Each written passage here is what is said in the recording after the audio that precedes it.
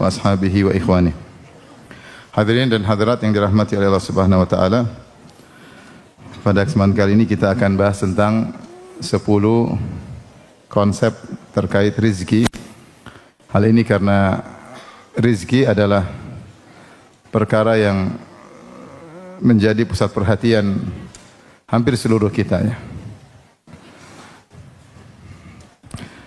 Karena semua membayangkan jika seorang membeli rizki yang banyak, maka semua urusan akan dimudahkan, kebahagiaan akan dia raih, semua cita-cita bisa dia wujudkan. Maka orang-orang pada sibuk, ya, mencari rizki. Namun kita ketahui kenyataannya tidak semua orang mendapatkan rizki yang banyak. Ada yang dikasih banyak, ada yang dikasih sedikit, dan dan sangat banyak orang-orang ketika mendapatkan rizki yang sedikit kemudian dia selalu bersedih hati. Bahkan di antara mereka ada yang stres, ya. Maka perlu bagi kita untuk memahami konsep-konsep rizki menurut syariat agar kita tidak salah paham tentang rizki dan agar kita bisa mencari rizki dengan cara yang baik, serta kita bisa bersabar tatkala rizki disempitkan di dunia. Karena sebagian orang menyangka namanya rizki cuma rizki berupa rizki materi, padahal di sana ada rizki non materi. Bagaimana akan kita bahas nanti. Taib, ikhwan dan akhwat yang dirahmati Allah Subhanahu wa taala, konsep yang pertama bahwasanya Allah adalah Maha Pemberi rizki. Rizki semuanya dari siapa? Dari Allah Subhanahu wa taala. Dan Allah Subhanahu wa taala telah berfirman, innallaha huwar razzaqu dzul quwwatil matin. Sungguhnya dialah Allah Subhanahu wa taala sang Maha Pemberi rizki dan dzul quwwah, sang pemilik kekuatan. Dalam ayat ini, dalam surat Az-Zariyat ini, Allah menggabungkan antara Maha Pemberi rizki dengan dzul quwwah, sang pemilik kekuatan. Itu para ulama mengatakan di antara faedahnya digabungkan antara pemberi rizki dengan dzul quwwah, sang pemilik kekuatan. Maksudnya Allah Maha kuat ketika memberi rizki.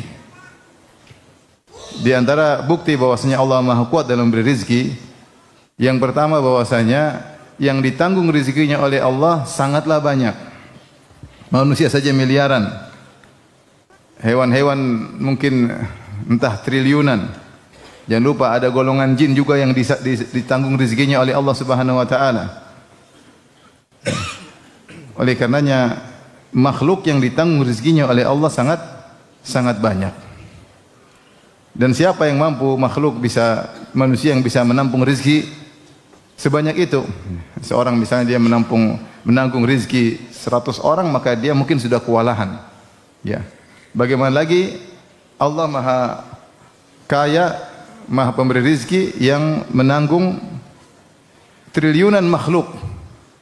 Dan Allah kasih rizki kepada mereka. Maka menunjukkan Allah Subhanahu wa taala dzul quwwah, Maha kuat dalam memberi rizki. Ini pertama. Yang kedua, di antara yang menakjubkan bahwasanya Allah mampu memberi rezeki kepada mereka dalam satu waktu sekaligus, dalam waktu sekaligus. Dalam satu waktu miliaran manusia Allah kasih rezeki.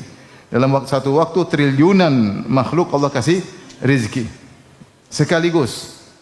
Manusia tidak akan mampu melakukan demikian. Kalau mereka memberi rezeki pasti mereka bertahap atau sebagian, kemudian tahap berikutnya. Adapun Allah Subhanahu wa taala ketika memberi rezeki langsung kepada triliunan makhluk sekaligus. Dan ini menunjukkan Allah Dzul Quwwah, Maha kuat dalam memberi rezeki.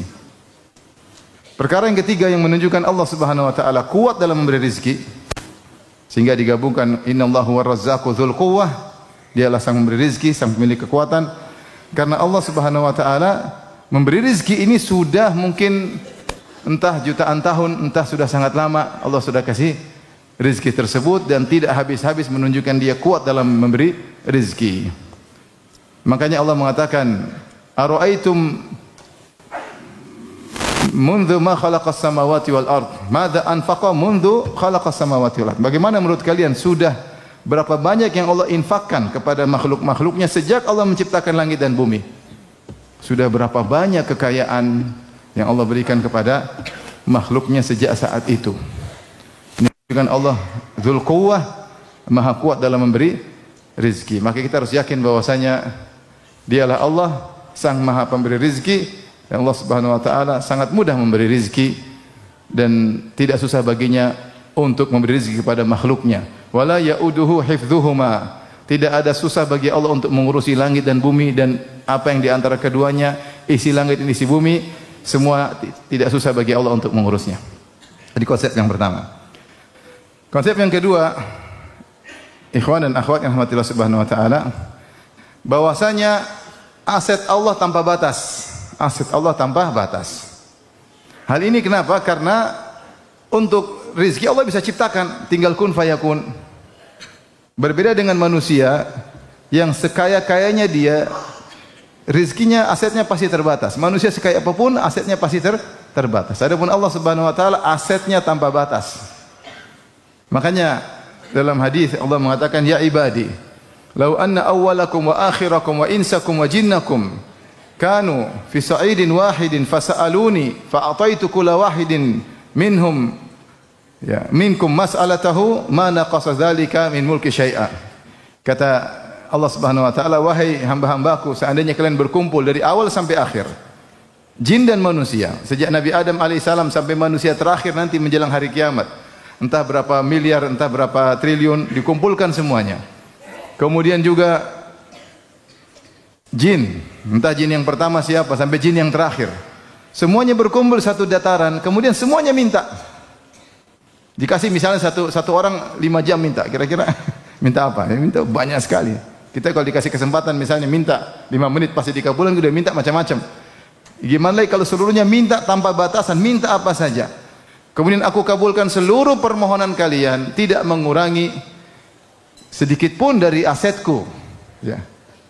Kecuali seperti jarum yang dimasukkan di air kemudian diangkat, apa yang berkurang? Tidak ada. Kalau dimasukin jarum ke lautan, kemudian kita angkat, ada satu tetes tertinggal di jarum tersebut, kemudian jatuh kembali ke lautan. Ini menunjukkan mubalaghah bahwasanya tidak ada tersisa sedikit pun, tidak berkurang sedikit pun, karena Allah Maha kaya. Aset Allah tanpa batas, karena Allah kalau ingin sesuatu tinggal bilang apa? Kun fayakun. Innama amruhu idza arada syai'an yaqulu lahu kun fayakun. Jika Allah berkehendak sesuatu, Allah hanya berkata jadi, maka jadilah. Oleh karenanya dalam hadis tadi yang kita sebutkan, Allah mengatakan yadullahi mal'a, sungguhnya tangan Allah penuh dengan kekayaan. Ya. Yadullahi mal'a, la taghidhuha nafaqah. Apapun yang Allah berikan kepada makhluk tidak mengurangi kekayaannya sedikit pun. La taghidhuha nafaqah. Apapun yang Allah keluarkan tidak mengurangi asetnya.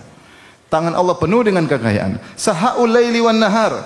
Yang Allah adalah Maha dermawan siang dan malam, tidak berhenti memberi rizki kepada hambanya. Kullu yaumin huwa fi sya'an. Setiap hari Allah dalam kesibukan mengurusi hamba-hambanya, mengurusi makhluk-makhluknya. Bukan cuma kita yang diurusi, ada jin diurusin, ada hewan-hewan diurusin, ada langit, bumi diurusin oleh Allah Subhanahu wa taala, dan semuanya mudah bagi Allah Subhanahu wa taala. Sahaul laili wan nahar. Dermawan setiap siang, setiap hari, selalu dermawan. Kemudian Allah berkata, kata Nabi sallallahu alaihi wasallam, "Ara'aitum madza anfaqa mundzu khalaqas samawati wal ard?" Ya. Bagaimana menurut kalian sudah berapa banyak yang Allah infakkan sejak Allah menciptakan langit dan bumi? Sungguhnya tidak mengurangi sedikit pun asetnya. Jadi Allah Maha Kaya. Makanya kalau kita mintalah kepada Allah, karena Allah tidak susah bagi Allah untuk mengabulkan permohonan kita. Tidak susah bagi Allah dan mudah bagi Allah, tinggal kun fayakun. Beda dengan manusia asetnya terbatas, sekaya apapun kalau kita minta, hari pertama mungkin dia kasih tambahan, minta 100.000 dia kasih 1 juta. Hari kedua dia kasih 100.000 sesuai permintaan. Hari ketiga dia kasih tapi bermuka masam. Hari keempat kau diusir dari rumah. Manusia seperti, meskipun asetnya banyak, dan manusia terusik ketika ada orang datang ingin mengorek-ngorek aset dia tidak mau. Itu sifat manusia. Ya. Makanya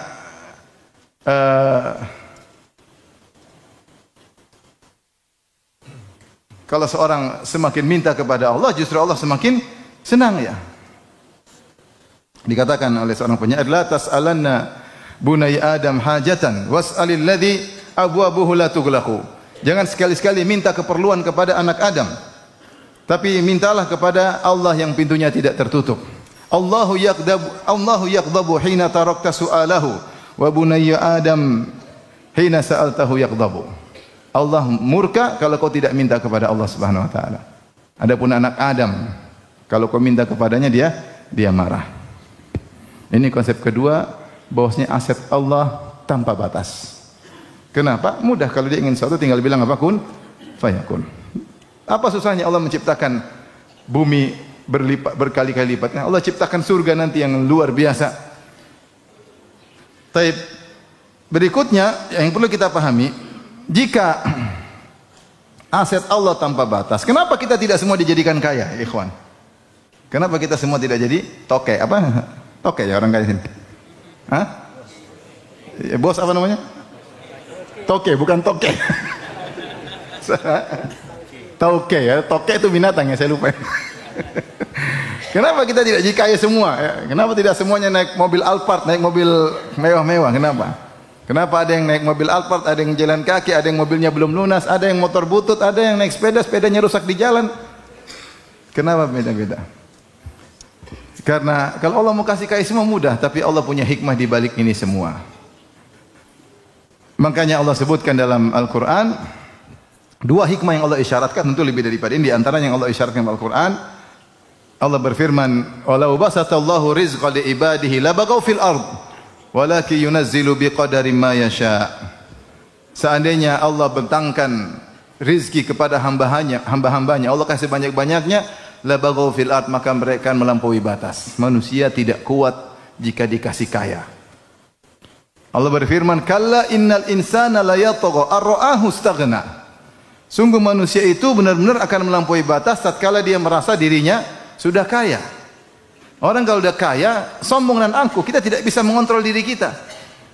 Bayangkan kalau antum dulunya naik sepeda, sepedanya butut, ya, antum insyaallah tawadhu ya. Terpaksa tawadhu ya. Tapi kalau antum naik mobil misalnya harganya 5 miliar, susah tawadhu, susah. Apalagi antum naik mobil sambil kacanya dibuka, waduh susah untuk apa? Tawadhu. Manusia berat, manusia tidak bisa mengontrol hatinya. Dia bilang saya kaya tapi saya tawadhu, susah. Maka dia mentang-mentang, maka dia melampaui batas, itu sifat manusia.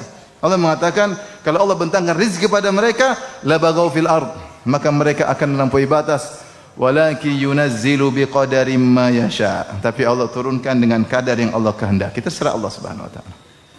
Wa in min syai'in illa indana khazainuh wa ma nunazziluhu illa biqadarin ma'lum. Sungguhnya setiap perkara kami punya asetnya, apapun Allah punya. Mau emas, mau perak, mau harta, apapun Allah punya.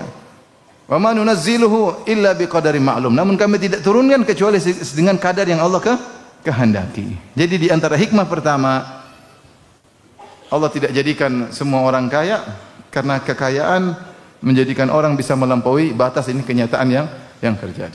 Ada orang miskin tiba-tiba kaya, sombong angkuh pamer, disebut istilahnya OKB, orang kaya baru. Ada nggak di sini OKB? Orang kaya baru punya sedikit-sedikit sudah bikin status terus, baru kaya ya. Orang biasanya kalau udah lama kaya tidak begitu, ini baru udik-udik, baru pamer-pamer, norak, itu biasanya OKB. Orang kaya apa? Baru. Tidak bisa mengontrol dirinya. Hikmah yang kedua yang diantaranya Allah isyaratkan, bahwasanya dunia ini adalah dunia tempat ujian, dan Allah Subhanahu wa taala menjalankan roda kehidupan dengan sistem yang ada, itu ada yang kaya dan yang miskin. Kalau semua kaya nggak akan jalan kehidupan di atas muka bumi ini. Kalau semuanya miskin juga tidak akan berjalan. Siapa yang memerintah, siapa diperintah. Makanya ada yang ditakdirkan sebagai si kaya dan ada yang ditakdirkan sebagai si miskin. Kata Allah Subhanahu wa taala, "Ahum yaqsimuna rahmata rabbik. Nahnu qasamna bainahum ma'isyatahum fil hayatid dunya wa rafa'na ba'dahum fawqa ba'dhin darajat liyattakhidha ba'dhum ba'dhan sukhriya." Kata Allah Subhanahu wa taala, kami yang mengatur di antara mereka kehidupan mereka, rezeki mereka, dan kami jadikan sebagian mereka lebih tinggi daripada sebagian yang lain dalam urusan rezeki. Buat apa? Liyattakhidha ba'dhum ba'dhan sukhriya, agar sebagian yang lain sebagian bisa menggunakan sebagian yang lain. Ada yang memerintah, ada yang diperintah. Masing-masing ada ujiannya. Ya. Ada yang kaya dengan ujiannya, yang miskin juga dengan ujiannya. Sehingga kalau orang bertanya, kenapa kita tidak semua kaya? Enggak, karena dunia ini ujian. Nanti kalau mau kaya semuanya di surga. semua kaya, Allah ciptakan pelayan-pelayan, Allah apapun diminta akan dikabulkan, itu di alam lain. Sementara di dunia ini Allah ciptakan untuk apa? Ibtila, untuk menguji kita. Untuk menguji kita. Makanya Nabi mengatakan, inna dunya hulwatun hadirah, sungguhnya dunia itu manis dan hijau. Wa inna Allah mustakhlifukum fiha fayanzura kaifa ta'malun. Dan Allah menjadikan kalian berkuasa di atas muka bumi untuk melihat bagaimana kalian beramal. Itu untuk diuji. Untuk diuji. Baik. Ini konsep yang keberapa? Yang kedua. Kita lanjut konsep yang ketiga. Ikhwan, bahwasanya rizki itu bukan cuma di dunia saja. Ya. Rizki itu ada di dunia, di alam barzah, dan di alam akhirat setelah hari kiamat. Siapa yang membatasi rizki cuma di dunia saja, dan dia kebetulan ditakdirkan rizkinya sedikit, maka dia akan merasa sempit. Tapi kalau dia tahu rizki itu ada di alam barzah, ada juga rizki. Di akhirat juga ada rizki, maka dia mencari rizki dari rizki dunia dia cari, rizki alam barzah dia cari, rizki akhirat dia cari. Dan seharusnya seorang lebih fokus rizki akhirat, karena rizki akhirat akan digunakan selama-lamanya. Oleh karenanya jangan batasi rizki hanya di dunia saja. Allah menamakan di dunia rizki, tetapi Allah menamakan di alam barzah juga apa? Rizki. Seperti firman Allah Subhanahu wa taala, "Wala tahsabanna alladhina qutilu fi sabilillahi amwatan bal ahya'un 'inda rabbihim yurzaqun." Jangan engkau menyangka bahwasanya orang-orang yang terbunuh di jalan Allah mati syahid, mereka telah mati. Bal ahya'un, bahkan mereka hidup, yaitu di alam barzah. Yurzaqun, mereka dapat rizki dari Allah Subhanahu wa taala. Ternyata di alam berikutnya ada rizki. Kita dunia paling 60-70 tahun. Saya kemarin waktu ke Madinah dipanggil sama guru saya. Udah lama saya enggak ketemu, udah puluhan tahun saya enggak ketemu. Saya masih Syu'bah. Terakhir saya ketemu udah lama. Dia panggil saya. Saya salamin dia, kemudian kita ngobrol. Dia tanya, "Firanda, kenapa orang Indonesia umur 60-an udah pada mati? Kita kalau di Arab 80-an baru mati." Saya bilang mungkin kebanyakan makan gorengan, Syekh. Jadi kita ini nikmati dunia tidak lama, 60-70 udah dipanggil oleh Allah Subhanahu wa taala karena kita hobi makan apa? Gorengan, harga mati gorengan. Repot.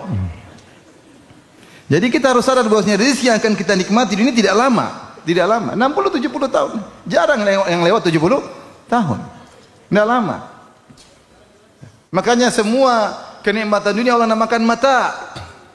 Ya, dunia kulluha mata. Dunia seluruhnya adalah mata. Mataun qalil. Mata itu apa? Suatu kesenangan yang expired, yang akan habis. Maka disebut mata, dipergunakan kemudian selesai. Ada enggak di dunia yang dipergunakan tidak selesai? Semua mobil dipakai selesai, perabotan dipakai selesai, rumah dipakai rusak. Kalau enggak kita yang rusak dulu sebelum rumah yang rusak. Dan Rasulullah berkata, "Ad-dunya kulluha mata' wa khairul mata'id dunya al-mar'atu salihah." Dunia semuanya adalah mata, yaitu kesenangan yang akan selesai. Dan sebaik-baik kesenangan dunia adalah istri yang soleha. Istri soleha juga akan expire atau tidak? Expire atau tidak? Expire ya akhi. Entah ente expire di luar atau istri yang expire di luar. Selesai. Hidup cuma kesenangan ini cuma sementara. Maka silakan kita mencari rizki di dunia, tapi jangan lupa rizki untuk alam berikutnya. Alam berikutnya alam barzah, mungkin lama sekali. Seorang meninggal dunia, kemudian dia menanti hari kiamat. Bisa jadi sudah banyak nenek moyang kita sudah ribuan tahun di alam barzakh, sampai sekarang masih dalam alam barzakh. Tunggu hari kiamat ditegakkan. Apa bandingannya antara alam dunia dan alam barzakh? Jauh sekali. Jauh sekali. Oleh karenanya cari rizki di alam barzakh. Yang lebih lagi cari rizki di alam akhirat. Allah sebutkan rizki. Seperti firman Allah Subhanahu wa taala, "Kullama ruziqu minha min thamaratir rizqan qalu hadzal ladzi ruziqna min qabl wa utubihi mutasyabiha." Dalam ayat ini Allah sebutkan rizki surga dengan rizki dunia. Setiap kali penghuni surga diberikan rizki oleh Allah Subhanahu wa taala berupa buah-buahan dan yang lainnya, mereka mengatakan hadzal ladzi ruziqna min qabl. Ini seperti rizki yang kami diberikan sebelumnya. Wa utubihi mutasyabiha, mereka diberikan yang mirip-mirip.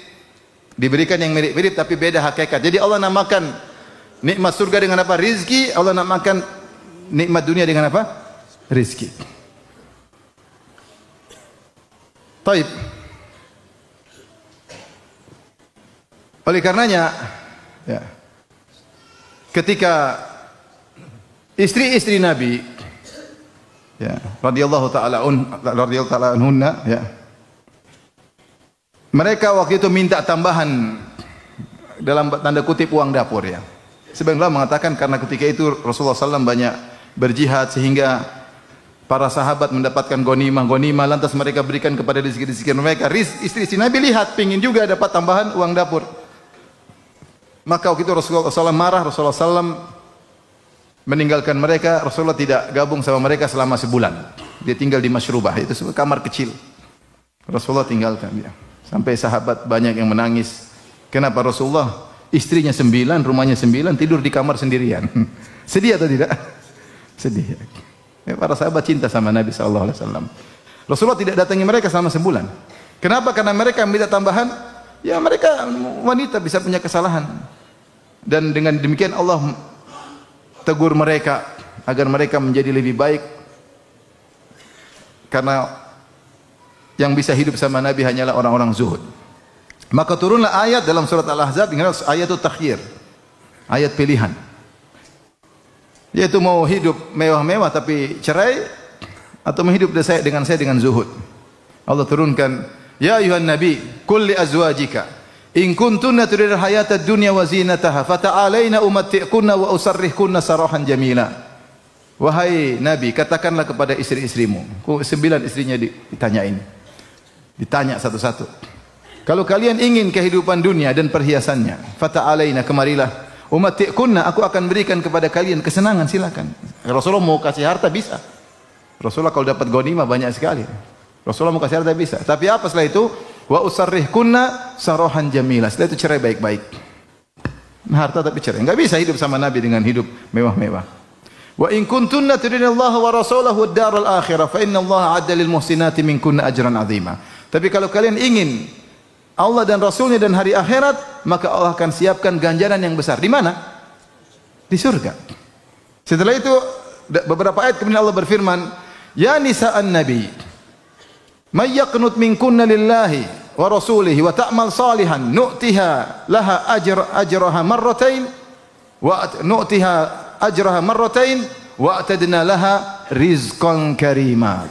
Wahai istri-istri Nabi, siapa di antara kalian yang kunut, yaitu taat beribadah, sabar dalam beribadah lillahi, karena Allah dan Rasulnya, wa ta'mal salihan, dan beramal saleh, maka kami akan berikan ganjaran 2 kali lipat, wa a'tadna laha rizqan karima, maka kami akan berikan, siapkan baginya rizki yang mulia. Itu rizki dunia sedikit, nanti ada rizki yang mulia.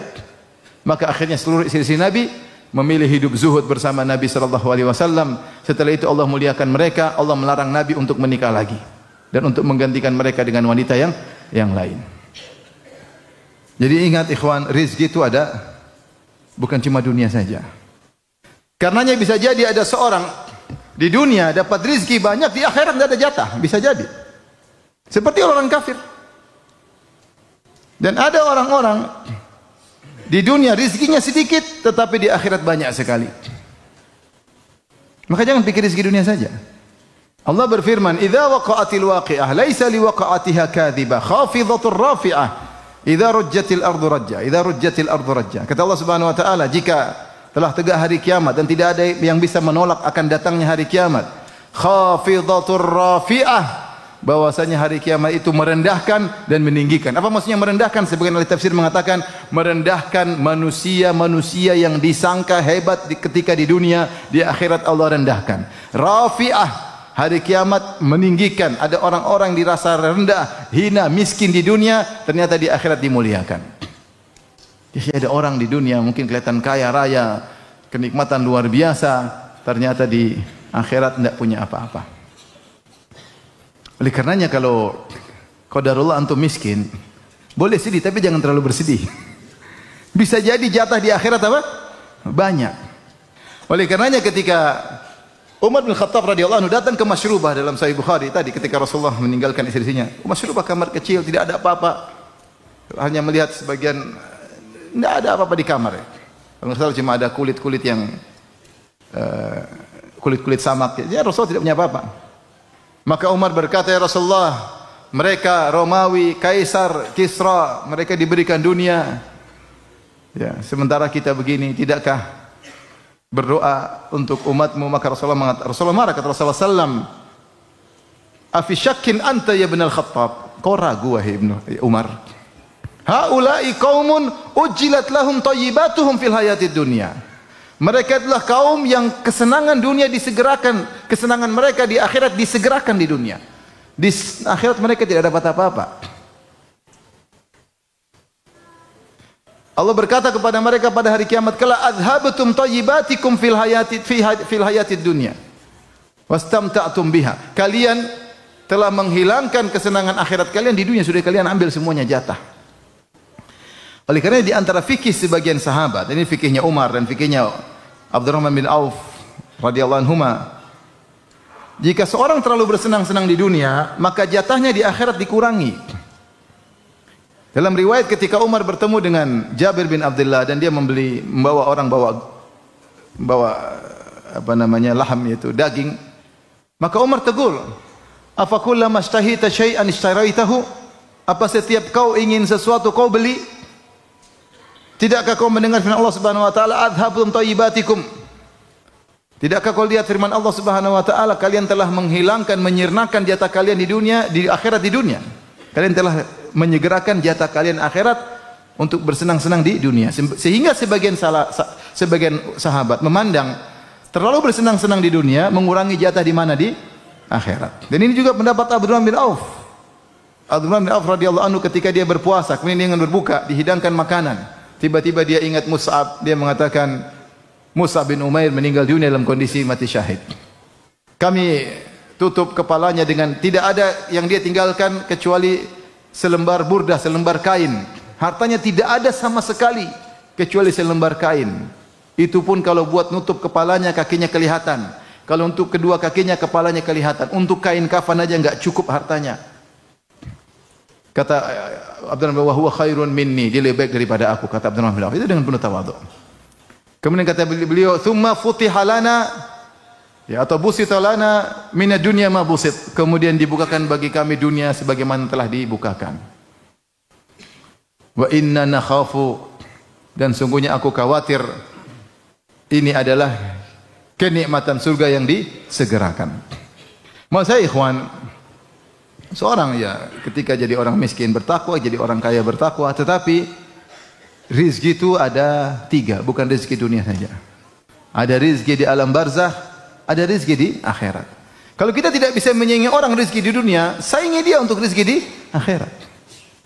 Bisa jadi orang yang Anda lihat sekarang depan Anda adalah seorang yang miskin, bisa jadi di akhirat dia kaya raya. Bisa jadi Anda lihat seorang kaya raya di dunia, di akhirat dia enggak punya apa-apa. Saya sering sampaikan contoh, saya punya pembantu. Dulu saya punya pembantu.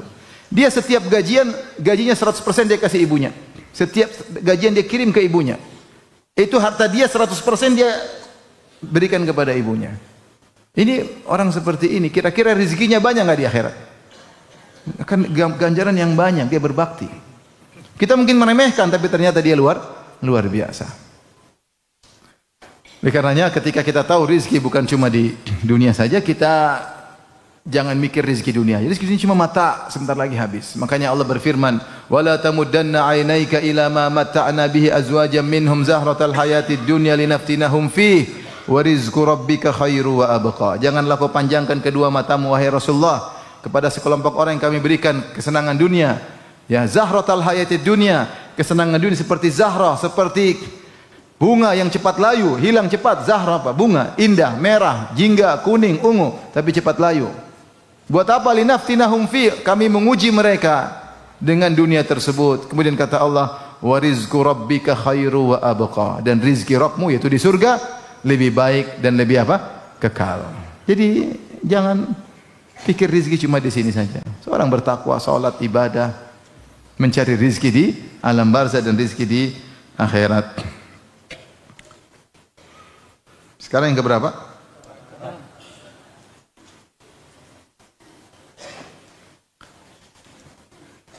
Baik. Berikutnya ikhwan, bahwasanya Rizki tidak terbatas pada materi saja. Ini perlu kita perhatikan. Rizki tidak terbatas pada materi saja. Ya, kalau kita buka di kamus-kamus Arab, rizki itu yang bermanfaat bagi manusia. Ya. Dan ini juga pendapat Syekh Utsaimin rahimahullah, bahwasanya rizki itu sesuatu yang bermanfaat bagi manusia. Bermanfaat bagi manusia, baik badannya maupun rohaninya maupun agamanya. Itu semuanya apa? Rizki. Rizki secara umum ternyata terbagi menjadi dua. Materi dan non materi. Materi dan non materi.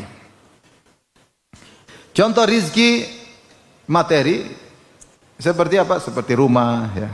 Dapat rumah besar sebab kebahagiaan, bagus punya rumah besar. Ya, punya kendaraan. Ya. Ada makanan, minuman. Ya. Non materi seperti apa? Kesehatan. Sehat. Ya. Non materi. Kenyamanan, keamanan. Saya kemarin ketemu kawan dari Palestina, ya, dari kota Al-Khalil di Palestina. Ya. Dia bilang dia sekitar berapa bulan di Indonesia. Dia bilang subhanallah, di sini orang tidak sadar bahwasanya mereka dalam kenikmatan yang luar biasa. Itu kenikmatan apa?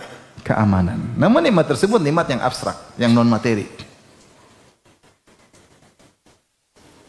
Belum lagi kalau kita bicara non materi terkait agama. Kita ngaji, kita sholat, baca Quran, nikmat ya akhi, nikmat luar biasa. Ya. Rumah tangga, ya. Banyak hal nikmat-nikmat non materi yang dirasakan. Apalagi seorang beriman kepada Allah, Allah akan berikan kebahagiaan. Makanya kata Ibnu Taimiyah rahimahullah taala, inna fid dunya jannatan man lam yadkhulha lam yadkhul jannatal akhirah. Di dunia ini ada surga. Itu kebahagiaan. Siapa yang tidak bisa masuk dalam surga dunia, dia tidak bisa meraih surga akhirat. Maksudnya apa? Kata Ibnu Taimiyah, orang beriman pasti bahagia. Apapun kondisinya dia pasti apa? Bahagia. Kalau dia tidak bisa bahagia di dunia, berarti di akhirat juga tidak bahagia. Ibnu Taimiyah mengucapkan begitu bukan dia orang kaya, bukan dia orang senang-senang. Dia di penjara berulang-ulang. Tapi dia merasakan kebahagiaan. Sebagaimana perkataan para sebagian salaf. Lau alimal muluk wa abna al muluk ma nahnu alaihi minan naim lajaladuna alaihi. Seandainya para raja, para pangeran tahu tentang kebahagiaan yang kami dapatkan, itu rizki non materi, tentu mereka akan memaksa untuk merebut dari kami. Oleh karenanya orang kalau bertakwa, Allah akan berikan apa? Kebahagiaan. Ketahuilah ikhwan dan akhwat yang rahmati Allah Subhanahu wa taala, betapa banyak orang diberikan kebahagiaan, rizki materi, namun tidak dapat rizki non materi. Banyak orang kaya raya tapi hidup sengsara, narkoba, tidak ada ketenangan. Bahkan Allah sebutkan orang-orang munafik, tentang orang-orang munafik, kata Allah Subhanahu wa taala, ya. Fala tu'jibuka amwaluhum wala auladuhum. Innama yuridullahu liyu'adzibahum biha fil hayatid dunya. Janganlah engkau takjub dengan harta mereka dan anak-anak mereka. Sungguhnya Allah ingin mengadab mereka biha, dengan anak-anak dan harta mereka fil hayatid dunya, dalam kehidupan dunia. Jadi ada orang diberi rizki materi itu menyiksa dia. Ada, Allah sebut dalam Al-Quran. Dia dapat rizki materi tapi dia tersiksa. Dia tersiksa. Buktinya banyak ya. Saya sering sampaikan, saya ketemu dengan ada non muslim, orang kaya punya properti, saya ngobrol di pesawat. Akhirnya ngobrol-ngobrol, saya bilang, Bapak bagaimana sekarang, apa yang Bapak, kesedihan yang Bapak rasakan? Dia bilang, saya lagi sedih, anak-anak saya yang saya biayai, saya sekolahkan, sekarang mereka tidak ada yang hubungi saya, tidak ada kunjungi saya. Dia punya anak-anak, dia tersiksa. Di saat masa tua dia ingin anak-anak merawatnya, menelponnya, mengunjungunya, ziarah kepadanya. Anak-anak cuek dengan kehidupan, anak tidak tahu diri, anak durhaka. Dia sengsara dengan anak-anaknya. Antum kalau lihat di Eropa tentu tidak semua, tapi banyak. Kita lihat sendiri di Eropa, orang-orang non muslim sudah tua jalan sendiri dengan anjing. Tapi kalau lihat orang muslim, subhanallah, orang tua didorong sama anaknya, cucunya rebut-rebutan. Anak durhaka, banyak yang durhaka. Sengsara. Terazab dengan anak-anaknya. Apakah ada orang terazab dengan banyaknya harta? Banyak harta. Ya akhi, antum coba, maksud kita mau jujur ya, kalau kita mau jujur berpikir. Kalau kita miskin, insya Allah jam 9 sudah tidur ya. Makanya makan apa? Makan sate Padang tidur selesai. Pagi-pagi makan lontong, udah selesai. Tapi orang punya perusahaan, masya Allah, dia mikir sana, mikir sini, banyak yang dia pikirkan. Perusahaannya, kalau ada inflasi dia mikir, kalau dolar turun dia mikir, pusing. Kalau mau lebaran bayar THR dia mikir, yang miskin-miskin terima THR senang, dia mikir bayar THR. Belum persaingan bisnis, kalau perusahaan baru yang mirip dengan dia, wah ini kompetitor, pusing. Kalau didatangi orang pajak tambah pusing lagi. Nggak gampang. Banyak yang dia mau urusin. Saya pernah ketemu dengan seorang pejabat, dia sudah mempensiunkan diri. Dia bilang, Ustadz, antum enak jam 8 ya sebelum tidur. Kadang kami jam 2 baru mulai rapat, jam 2 malam. Kadang kami jam 2, itu bukan kadang, sering. Jam 2 malam kami mulai susun strategi politik dan yang lainnya. Ya, jadi bisa jadi rizki materi yang didapatkan jika tidak digunakan sesuai dengan syar'i justru mendatangkan kesengsaraan. Innama yuridullahu liyu'adzibahum biha fil hayatid dunya. Allah ingin menyiksa mereka. Bayangkan koruptor, dia punya uang banyak. Uangnya banyak. Terus dia simpan, dia bingung simpan di mana? Simpan di mana? Takut ketahuan. Akhirnya simpan di bawah tempat tidur. Sedikit-sedikit dia periksa, masih ada enggak? Jangan-jangan diambil sama tuyul. Babi ngepet. Periksa, takut. Dia mau belanja, takut. Uang banyak, mau beli mobil mewah, takut ketahuan orang pajak. Jadi gemes kan, mau beli, aduh nanti ketahuan. Gelisah atau tidak? Kalau antum nggak bisa beli kan nggak gelisah, aman. Nggak bisa beli. Nggak bisa beli. Kepingin pun nggak, karena duit nggak ada, tahu diri. Dia duit banyak mau beli takut, beli banyak takut diperiksa, takut. Oleh karenanya tidak mesti orang kaya lebih bahagia daripada antum, tidak mesti. Ini benar, ini bukan main-main. Tidak mesti mereka lebih bahagia daripada antum. Antum masya Allah ngaji ada waktu. Sebab orang kaya nggak bisa ngaji. Gimana mau ngaji? Ngitung duit belum selesai. Tanda tangan belum, cek belum selesai. Gimana mau ngaji? Gimana ada ketenangan? Orang banyak, sebagian mereka tidak bisa tidur. Kapan tidur? Kalau Jumatan tidur, dengan ceramah tidur. Jadi maksud saya, jangan terlalu hasad sama orang kaya. Jangan, biasa. Rezeki masing-masing Allah tahu. Penting kita nikmati, kita bersyukur. Tidak mesti orang kaya lebih baik dari antum. Sebagai contoh, kata Ibnu Qayyim rahimahullah, Allah mentakdirkan dunia ini akan dirasakan kelezatan jika telah melalui kesusahan. Kapan kita merasakan makan itu enak? Ketika kita lapar. Kalau enggak lapar, enak enggak? Enggak enak. Kapan kita merasakan minum itu lezat? Ketika kita dahaga. Setelah dahaga payah baru minum lezat. Kapan kita merasakan tidur itu nyaman? Kalau kita lelah. Kalau kita nggak lelah nggak bisa tidur, enak. Taruhlah antum orang kaya, selalu nikmat, kemana-mana naik bisnis kelas, bahkan punya jet pribadi. Antum gitu-gitu aja monoton. Tapi orang miskin, tiba-tiba naik bisnis kelas, wah kayak di surga. Kalau dia sudah biasa, nggak biasa-biasa aja. Buktinya orang kalau pendaki gunung, kapan dia merasakan bahagia? Ketika naik gunungnya susah, itu tidak? Dia ada kebahagiaan. Kalau gunungnya cuma 1 meter, ngapain dia naik? Dia mau gunungnya 3 kilo, 4 kilo, dia naik supaya dia, wah, itu sudah konsep kehidupan dunia. Kalau sudah bersusah-susah, baru kemudian merasakan apa? Kelezatan. Maka bukan berarti orang yang nyaman kemudian dilayani, kemudian semua, belum tentu dia bahagia, belum tentu dia stuck. Beda orang yang variatif, kadang susah, kemudian senang, kadang susah, senang. Dia dapat kebahagiaan yang tidak dirasakan oleh mereka. Jadi pilih mana? Miskin atau kaya? Kaya dong Ustaz. Kaya yang bersyukur. Ini kan kita hiburan, kan tidak semua antum kaya. Ada di antara antum yang kaya, ada yang miskin, ada yang sok kaya, yang macam-macam.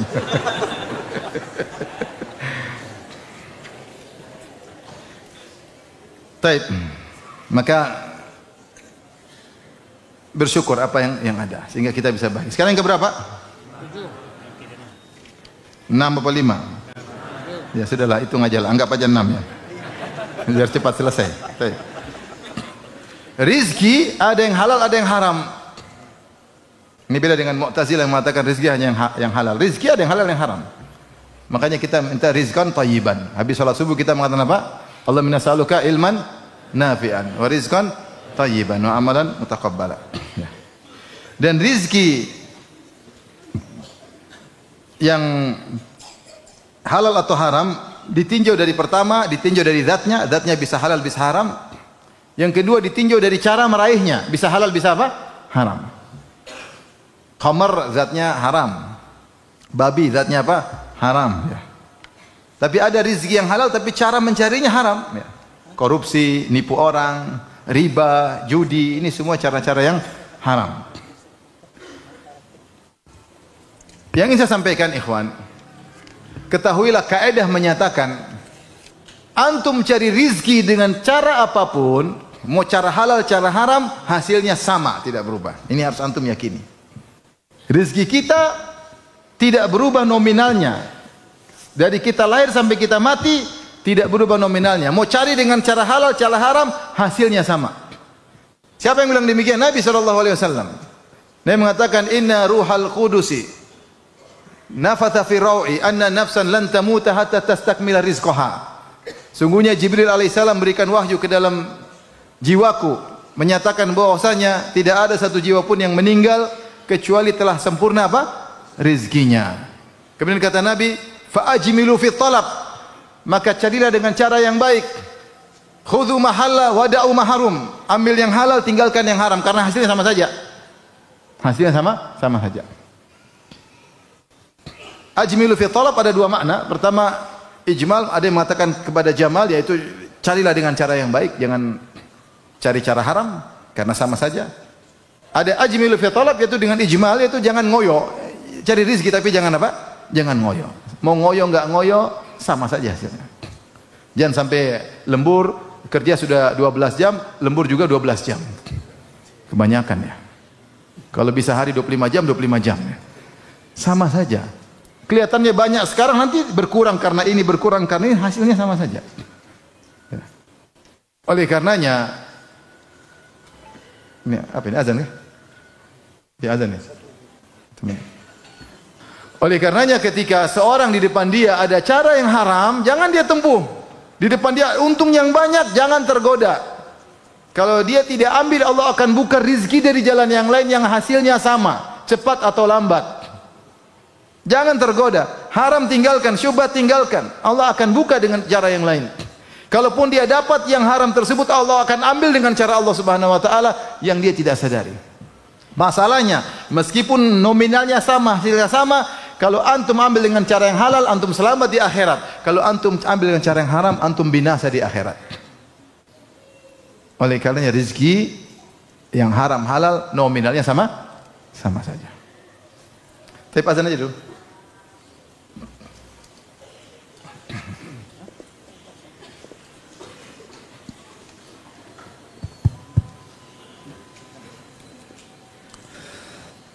Allahu Akbar,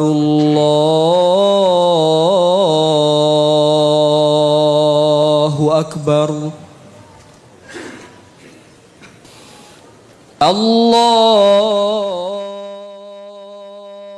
Allahu Akbar, Allahu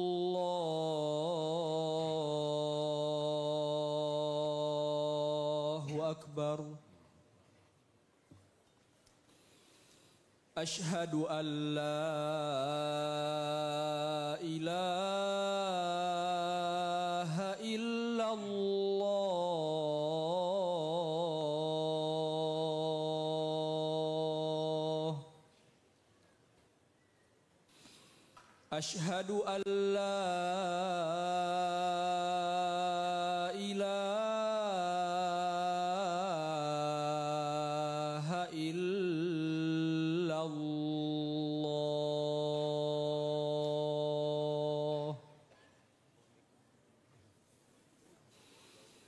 Ashhadu anna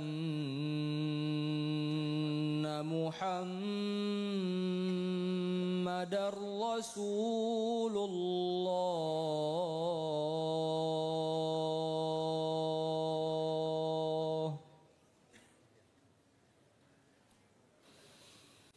Ashhadu anna Muhammadar رسول الله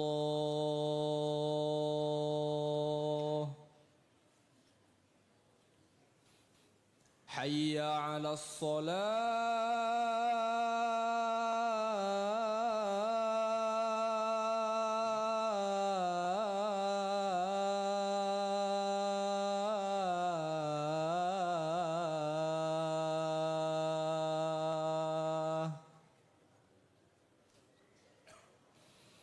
حي على الصلاة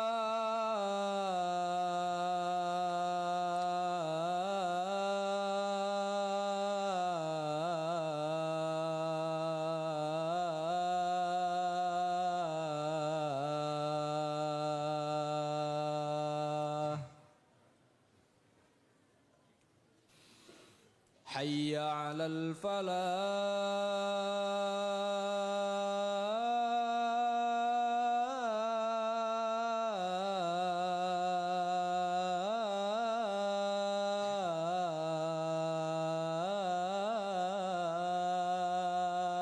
الفلاح حي على الفلاح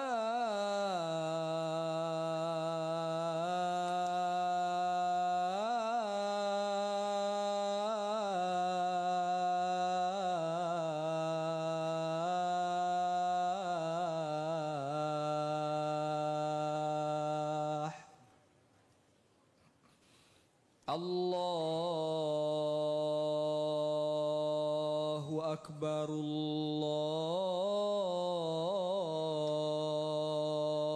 الله أكبر لا إله إلا الله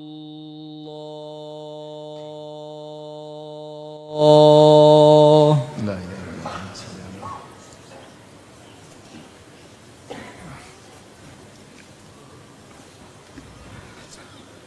Kita lanjutkan, ikhwan dan akhwat yang rahmatillah subhanahu wa ta'ala. Kalau kita mendapatkan rezeki dengan cara haram, musibah pada hari kiamat kelak. Rasulullah SAW bersabda, "Lan tazula qadama 'abdin hatta yus'al an arba'." Tidaklah bergeser kedua kaki seorang hamba pada hari kiamat, yaumul qiyamah.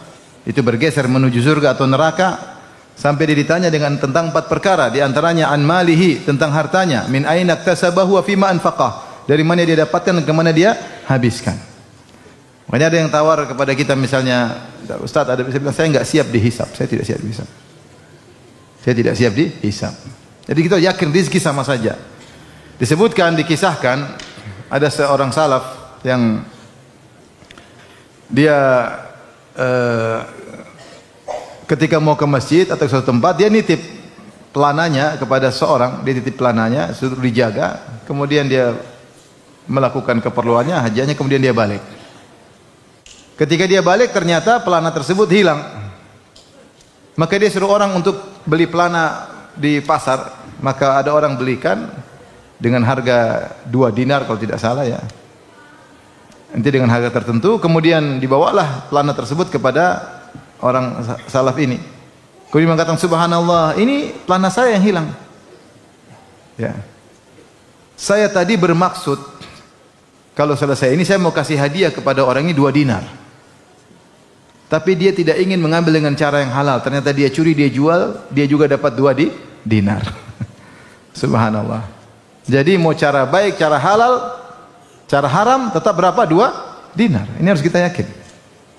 Ada kawan punya proyek terkait dengan pemerintah, kemudian sebagian oknum akhirnya memaksa harus diberikan bagian jatah. Minta kepada kawan tersebut. Ini kawan langsung cerita sama saya. Minta. Kata dia bilang, harus saya dapat jatah. Kalau enggak, ini enggak gol. Atau tendernya tidak dimenangkan. Kawan ini bilang, enggak, saya enggak mau. Kalau enggak, ya sudah enggak apa-apa. Enggak usah. Meskipun proyeknya mungkin ratusan miliar. Enggak, kalau enggak mau. Akhirnya kawan enggak ambil. Dia enggak ambil. Akhirnya proyek hilang. Untung banyak hilang, ada masalah. Ternyata dia ambil kontraktor lain, ngerjain enggak bisa. Enggak bisa. Akhirnya kawan dipanggil lagi, dikasih proyek tanpa ada korupsi. Subhanallah. Kalau itu rezeki kita tidak bakalan lari. Kalau tertutup pintu ini akan terbuka pintu yang lain. Allah punya cara, tinggal kita yakin. Maka ikhwan, kalau ada tawaran haram jangan diambil. Syubhat aja, kalau bisa tinggalkan, tinggal. Haram apalagi jangan ambil. Rezeki sama aja, yakin rezeki sama aja. Kalau tutup pintu ini akan dibuka pintu yang lain oleh Allah Subhanahu wa taala. Baik, sekarang kaidah yang konsep yang berapa? Ya, terserahlah berapa ya. Ketahuilah bahwa banyaknya rizki bukan pertanda Allah mencintai seorang hamba. Kalau banyaknya rizki tanda cinta Allah kepada seorang hamba, tentu orang kafir berarti dicintai oleh Allah Subhanahu wa taala. Rizki bisa diberikan oleh Allah kepada orang yang Allah cintai dan juga kepada orang yang Allah tidak cintai. Ya. Makanya Allah mengatakan, ya, فَأَمَّا الْإِنسَانُ إِذَا مَا ابْتَلَاهُ رَبُّهُ فَأَكْرَمَهُ وَنَعَمَهُ فَيَقُولُ رَبِّي أَكْرَمَنِ وَأَمَّا إِذَا مَا ابْتَلَاهُ فَقَدَرَ عَلَيْهِ رِزْقَهُ فَيَقُولُ رَبِّي أَهَانَنِ كَلَّا. Adapun manusia kalau di lapangan rezekinya dia mengatakan Rabbi akraman, Allah telah muliakan aku. Adapun jika dia diuji, disempitkan rezekinya, dia mengatakan Rabbi ahanan, Allah telah hinakan aku. Kata Allah, kalla, tidak demikian. Demikian. Rizki bukan menunjukkan cinta Allah kepada seorang. Bisa jadi orang dicintai, sangat cintai Allah, tapi dia miskin. Contoh siapa? Contoh sederhana, misalnya Uwais Al-Qarani, miskin. Padahal Rasulullah mengatakan khairu tabi'in Uwais Al-Qarani. Miskin. Sampai dia dituduh di kaumnya mencuri. Subhanallah. Uwais Al-Qarani. Tetapi kalau orang diberi rizki, ternyata rizkinya dia gunakan untuk dekat kepada Allah, itu tanda Allah cinta sama dia. Buktinya dia semakin dekat kepada Allah Subhanahu wa taala. Tapi banyak orang dikasih rizki, dia semakin jauh dari Allah Subhanahu wa taala. Tapi yang berikutnya, jadi maksudnya kalau antum miskin jangan terlalu sedih. Ya, sedih boleh lah, tapi jangan terlalu. Bukan berarti Allah benci sama antum. Tidak. Bukan ukuran. Betapa banyak orang soleh yang miskin-miskin banyak sekali. Para ulama banyak sekali. Para anbiya banyak miskin-miskin. Isa alaihissalam miskin. Isa alaihissalam miskin. Zakaria miskin. Banyak. Ya. Banyak sahabat yang miskin. Banyak ulama yang miskin. Jadi kalau pas Allah mentakdirkan kita rezeki sedikit, Allah lebih tahu apa yang maslahat bagi kita.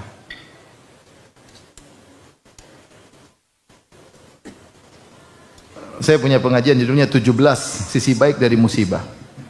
Mungkin kalau antum merasa miskin musibah, tolong nonton video itu ya. Saya tidak mau bahas sekarang. 17 sisi baik di balik apa? Musibah. Baik. Yang berikutnya, semua rizki telah diatur oleh Allah Subhanahu wa taala, telah dijamin oleh Allah Subhanahu wa taala.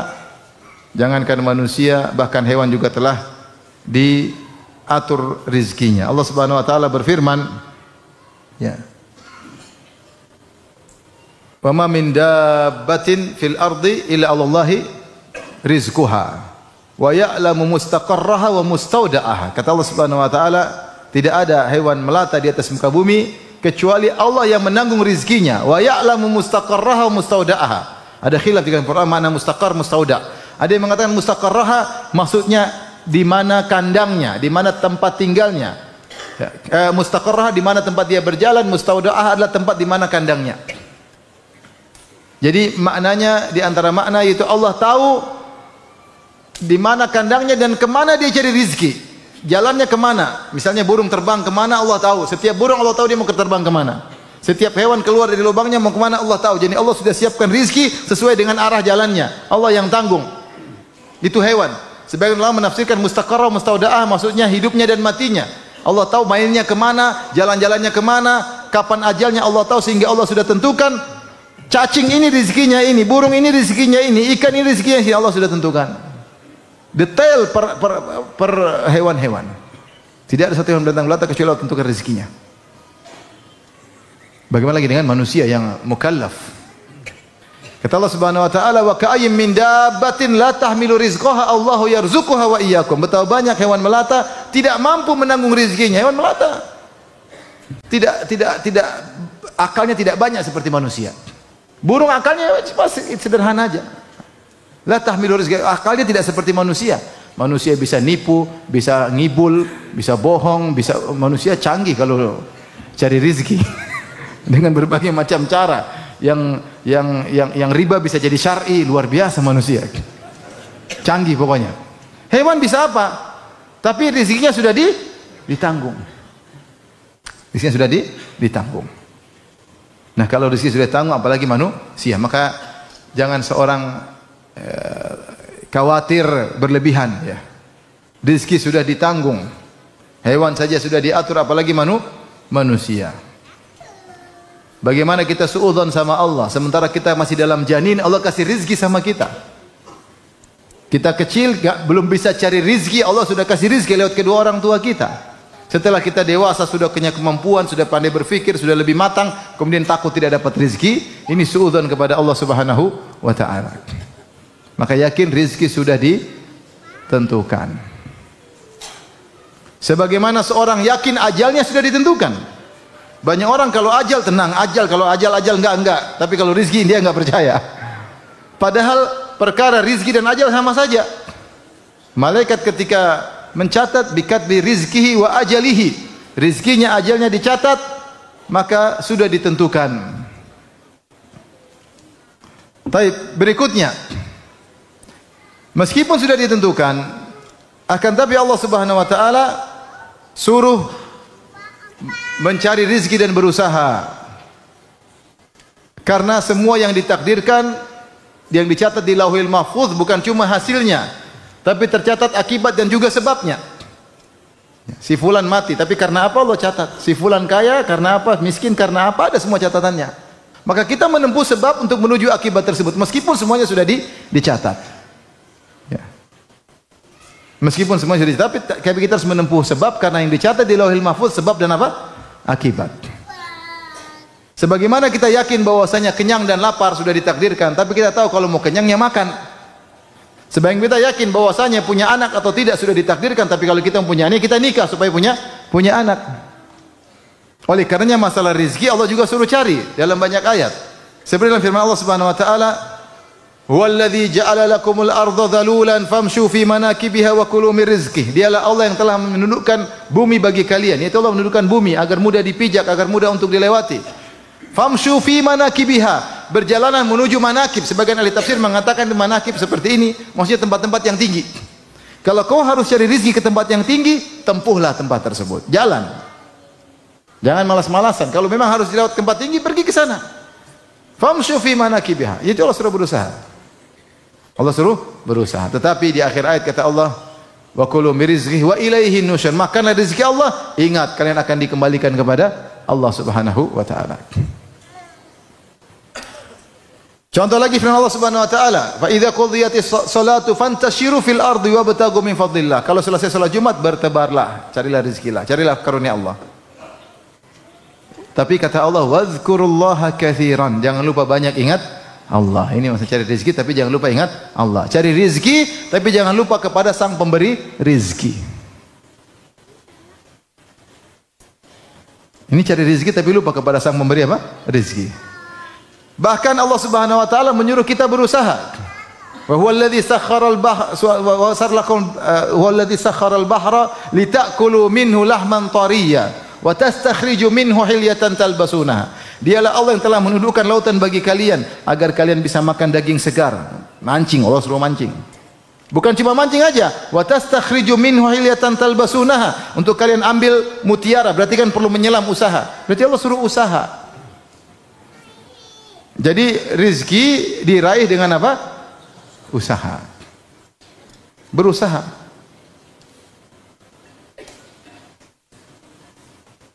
Dan usaha tersebut tentu harus benar. Tapi yang terakhir, bahwasanya untuk mencari rezeki, pertama dengan sebab duniawi, yang kedua dengan sebab ukhrawi. Sebab duniawi banyak caranya. Jadi dokter, jadi guru, jadi dosen, ya, jadi pedagang, jadi kontraktor, ya, jadi sales, jadi broker, jadi apa terserah, yang penting halal. Ini masing-masing dibukakan oleh Allah cara-cara mencari rezeki.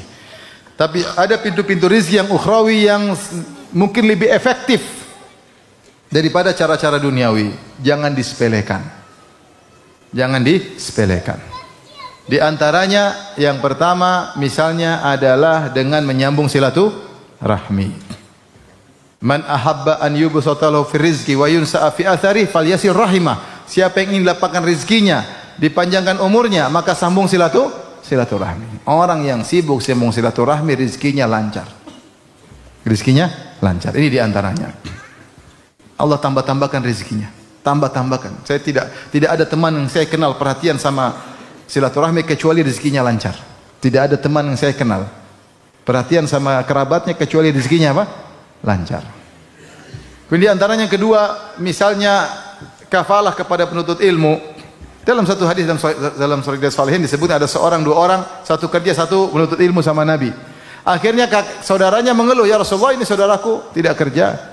Maka Rasulullah mengatakan, la'allaka turzaqu bihi.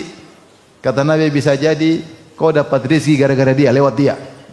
Bisa jadi kau dapat rezeki lewat apa? Lewat dia. Jadi karena kau ngurusin dia nuntut ilmu, kau dapat rezeki lewat dia. Dalam hadis juga, saya lupa lafalnya tapi maknanya, Allah Subhanahu wa taala memberikan rezeki pada suatu kaum lewat kaum yang lain. Jika mereka terus menafkahi kaum tersebut, maka mereka terus diberi rezeki oleh Allah. Jika mereka tidak mau, Allah akan ganti dengan kaum yang lain. Subhanallah. Di antara nasihat yang pertama kali ketika sampai Madinah, saya tidak lupa tentang guru saya itu cerita. Dia bilang ada seorang selalu kalau dapat rezeki dia kasih ke orang lain. Dia kasih. Sampai teman-temannya tegur, ente dapat rezeki kasih-kasih orang. Kata dia, saya punya kebiasaan sama orang, Allah punya kebiasaan sama saya. Kebiasaan saya kalau saya dapat rezeki saya kasih, kebiasaan Allah kalau saya kasih saya dikasih lagi sama Allah. Kalau saya rubah kebiasaan saya terhadap orang, saya takut Allah rubah kebiasaannya. Terkadang seorang hanya mengkafalahi, mungkin anak yatim satu orang, dua orang, ternyata Allah buka rezekinya banyak. Uang yang dia keluarkan untuk anak yatim tersebut tidak seberapa dengan keuntungan yang Allah berikan di dunia, tidak sebanding. Tapi ternyata ini adalah pintu untuk buka rezeki yang banyak. Terkadang seorang silaturahmi cuma kasih sedikit, tapi ternyata Allah ganti dengan sangat banyak. Ketika dia ikhlas kepada Allah, dia tidak mencari dunia, tidak mencari sanjungan, tidak mencari pengakuan dari orang, Allah ternyata kasih rezeki yang banyak. Yang menakjubkan, saya punya teman-teman kerja sama orang kafir. Orang kafir terus meyakini, dia mengatakan, ini fulan, kaum muslim, ini bantu sana anak yatim. Dia pingin biar usaha kita, perusahaan kita apa? Baik, bantu anak yatim. Sebab orang kafir yakin. Pokoknya kau bantu anak yatim, rezeki kita apa? Perusahaan kita dijaga oleh Tuhanmu atau Tuhanku, terserahlah. Maksud saya dia percaya itu. Menakjubkan ya. Oleh karenanya, benar usaha duniawi tidak kita sepelekan, kita kerjakan, tapi usaha ukhrawi ini sangat penting. Di antara usaha ukhrawi agar kita mudah dapat rezeki, tawakal. Kata Ibn Rajab Al-Hambali, tawakal yang kuat dengan sebab yang sedikit rezeki banyak. Lau annakum tatawakkaluna 'ala Allahi haqqa tawakkuli la razaqakum kama yarzuqut tayr taqdu khimasan wa taruhu bitana. Kalau kalian bertawakal dengan kepada Allah dengan tawakal yang benar, Allah akan kasih rezeki kepada kalian sebagaimana Allah beri rezeki kepada burung. Dia terbang di pagi hari perut kosong, balik di sore dengan perut kenyang. Oleh karena ketika sebagian ulama mensyarah hadis, yadkhulul jannah qaumun afidatuhum ka afidati tayr. Masuk surga suatu kaum yang hati mereka seperti hati burung. Banyak ulama menafsirkan yaitu burung tawakalnya tinggi. Tawakalnya tinggi. Dengan modal kemampuan yang sedikit, dengan akal yang terbatas tapi rezekinya lancar, dia terbang, dia bertawakal, perut kosong dia pulang bawa makanan kasih anak-anaknya. Maka terkadang seorang agar rezekinya mudah, dia bertawakal kepada Sang Maha Pemberi rezeki. Dia tahu bahwasanya rezekinya bukan dari bosnya, bosnya cuma dari Allah, cuma lewat bosnya. Dia tahu bahwasanya konsumen bukan dari konsumen rezekinya, tetapi Allah kasih dia lewat konsumen yang membeli darinya. Fabtagu indallahi rizq. Kata Allah, carilah di sisi Allah rizkimu. Carilah di sisi Allah. Jadi carilah rizki dari Sang Maha Pemberi rizki. Demikian saja ikhwan kajian kita. Semoga Allah Subhanahu wa taala memberikan kepada kita rizki yang halal di dunia, di alam barzah, terlebih lagi di akhirat kala. Amin ya rabbal alamin. Baik, kita buka tanya jawab.